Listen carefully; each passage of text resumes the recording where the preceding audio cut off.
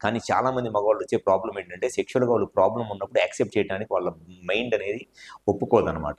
And second వచ్చేసి పార్ట్నర్‌తో communicate చేయటానికి ఇష్టపడరు. ఎందుకంటే తను ఏదన్నా సెక్షువల్‌గా నేను సాటిస్ఫై అవ్వట్లేదని పార్ట్నర్ ఒక మాట అంటే, వాళ్ళకి తెలియకుండానే చాలా కాన్ఫిడెన్స్ తగ్గిపోయిద్ది. అండ్ ఇగో హర్ట్ అయిద్దనమాట. సో, ఈ కాన్ఫిడెన్స్ తగ్గిపోవడము, లేకపోతే ఇవన్నీ వదిలేసి పార్ట్నర్‌తో ఫ్రీగా కమ్యూనికేట్ చేసి, ఇమ్మీడియేట్‌గా ఈ స్టార్టింగ్ స్టేజెస్‌లోనే ఒక ఆండ్రాలజిస్ట్‌ని గనుక కన్సల్ట్ అయినట్లయితే, వాళ్ళకి ఎందుకు సెక్షువల్‌గా ఇబ్బందొస్తుంది? హార్మోన్స్‌లో ఏదైనా ప్రాబ్లమ్ ఉందా? లేకపోతే అంగానికి సంబంధించిన అంటే పెనిస్‌కి సంబంధించిన రక్తనాళాలు, నరాల్లో ఏదైనా ప్రాబ్లమ్ ఉందా? లేకపోతే అన్నీ నార్మల్‌గానే ఉన్నాయి. ఏదైనా సైకలాజికల్ రీజన్స్ వల్ల, స్ట్రెస్, యాంగ్జైటీ వల్ల, లేకపోతే performance anxiety, fear of failure ఇటువంటి ప్రాబ్లమ్స్ వల్ల ఏదన్నా సెక్షువల్‌గా ఏమైనా ఇబ్బందొస్తుందా? లేకపోతే కొన్ని రకాలైన ఈ వైటమిన్ డెఫిషియన్సీస్, మినరల్ డెఫిషియన్సీస్ వల్ల ఏదైనా ఎరెక్షన్ ప్రాబ్లమ్ వస్తుందని ఈజీగా ఐడెంటిఫై చేయడం అనేది జరుగుతుంది. సో, ఆండ్రాలజీ కన్సల్టేషన్ అనేది స్టార్టింగ్ స్టేజ్‌లోనే చాలా ముఖ్యం.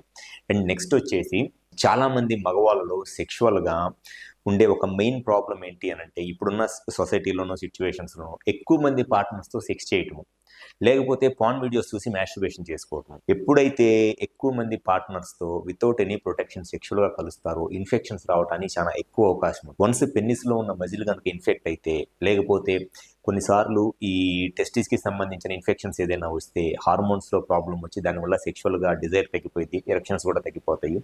అండ్ నెక్స్ట్ ఎక్కువ మందితో సెక్షువల్‌గా కలవటం వల్ల, లేదా మాస్టర్బేషన్ చేసుకోవటం వల్ల సైకలాజికల్ రీజన్స్ కూడా ఉంటాయన్నమాట. అంటే వేరే వాళ్ళతో వైఫ్‌తో కాకుండా వేరే సెక్షువల్ రిలేషన్స్ ఏదన్నా ఉన్నప్పుడు వచ్చే ఒక మెయిన్ ప్రాబ్లమ్ ఏంటి అనంటే, వైఫ్‌తో సెక్స్ చేయడానికి ఇంట్రెస్ట్ అనేది తగ్గిపోయి, వేరే వాళ్ళతో సెక్స్ చేయటానికి ఆ కొత్తగా వచ్చిన రిలేషన్‌లోకి వచ్చిన వాళ్ళతో సెక్షువల్‌గా సెక్స్ చేయడానికి వచ్చే ఇంట్రెస్ట్ అనేది బాగా పెరిగి, రెగ్యులర్‌గా బయట ఎవరితోనో సెక్స్‌లో కలుస్తా ఉంటారు. ఆటోమేటిక్‌గా ఫ్యామిలీతో వైఫ్‌తోనూ సెక్షువల్‌గా కలవకుండా అట్లా టైంని ప్రొలాంగ్ చేసుకుంటా ఉంటారు. దానివల్ల వాళ్ళ వాళ్ళ ఫ్యామిలీలో డిస్టర్బెన్సెస్ అనేది స్లోగా స్టార్ట్ అవుతాయి.